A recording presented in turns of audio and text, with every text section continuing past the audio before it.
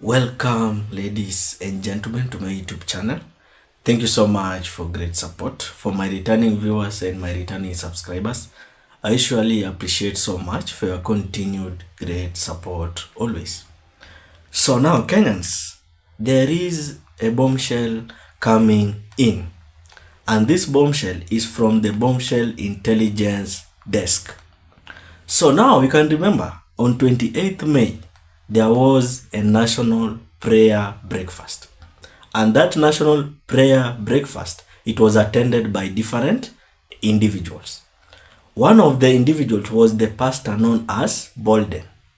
So now, this morning, today, the parliamentary committee which was in charge on that day for the national prayer breakfast was on fire. Why am I saying like this? Because we can remember on that day is when now Ruto came out to apologize to the Gen Zs. And so many questions so many questions came out on why Ruto apologized to the Gen Zs. And is it genuine or it is like a mockery? So those were some of the questions people were asking. Because it was like a shock. It was like a out of blue. Ruto coming out to apologize. So you can remember that day, it was like a very, very black day for the William Samoei Ruto.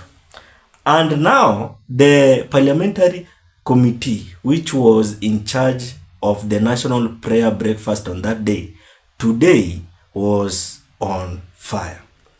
I want us to read the Bombshell Intelligence Desk report, then we proceed. But before we proceed, as we always do, don't forget to subscribe. If you subscribe, you automatically support. And if you have not subscribed, take a second, hit the subscription button.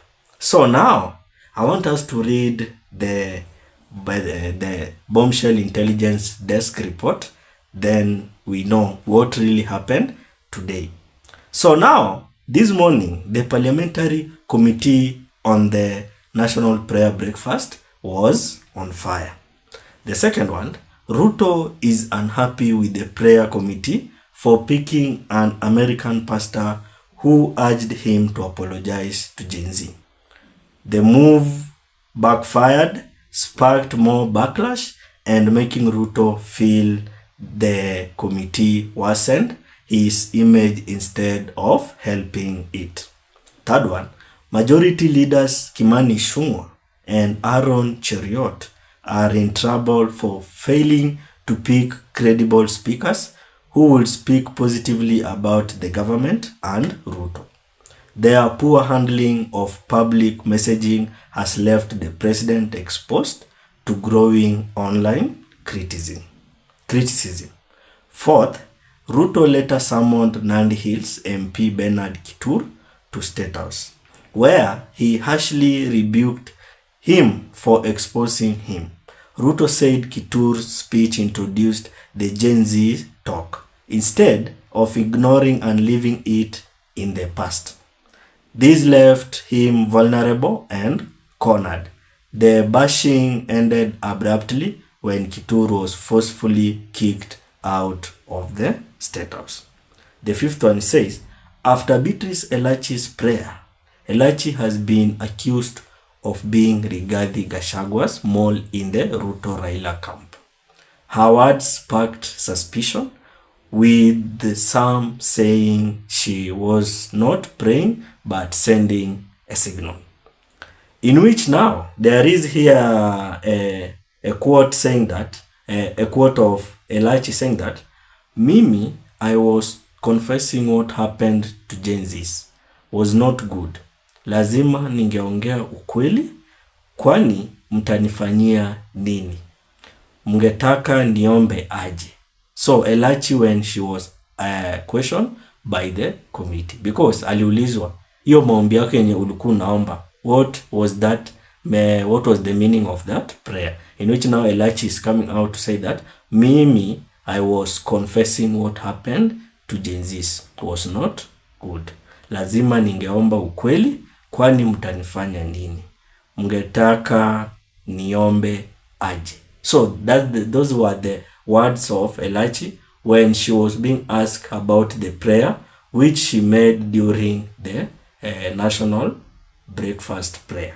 So now, as we continue, the 6th paragraph is saying that the Ruto was unhappy after being cornered into an apology, in which you can remember on that day, Ruto came out to apologize, in which his apology was rejected. So, after being forced into apology, which he feels was forced, his inner circle is blaming Preacher Kithure and Beatrice Elachi for putting him under pressure and exposing him. Then the 7th one, which is the last one, is saying, after the last prayer breakfast sparked backlash, Ruto has now ordered that all future prayers be organized from Statehouse. You can mark there. So now Ruto ameamua that all the national prayer breakfast will be now organized from the Statehouse. Na unajua tu anything organized inside the Statehouse, meaning it will go in accordance with the rule which Ruto has said. So now haitakuwa organized again in parliament, because ameona like hii mambo ya kukua organized na parliament ina bring so much of embarrassment, and that's why now maamua sasa all the future prayers zenye zitafanyika, the committee yenye itapanga that breakfast itakuwa inafanyia those things on the Statehouse. Hata mwenye ataomba atatoka side ya Statehouse, mwenye atapanga atatoka side ya Statehouse, meaning that now anajaribu ku-eradicate all this kind of embarrassment zenye huwa zinamkuta off guard. Now he will now personally be pick the speakers, tightening control over the message, and that means that now anyone mwenye atakuwa picked ati aenda kwe speaker ama aenda kwe mwenye ataomba, it means that ni Ruto atakuwa mempick, na as long as tu umechaguliwa na Ruto hauwezi ongea kitu ambayo iko kando na yenye alikuambia. That means that utakuwa umeenda on the wrong direction. Hata unaona ma leaders wenye tuko nao sahi wenye wako chini ya Ruto hawezi ongea ati kitu yenye Ruto hajawaambia waseme, and that's why unaona sahi Kindiki anapitia magumu sana. So now that's the intelligence coming from the Statehouse, because tulikuwa tunajiuliza how was it possible that Ruto came out to apologize to the Gen Zs. Kumbe haikuwa a genuine apology. Kumbe ilikuwa something yenye alikuwa forced na ilimbidi tu juu sasa hange assume ilimbidi tu, but in real sense is that ilimforce to come out so that to clear the air, but in real sense this apology was not kind of genuine apology. What's your opinion? Drop it at the comment section. Otherwise, thank you so much for great support. Keep on subscribing, liking and sharing. Let's meet in another video.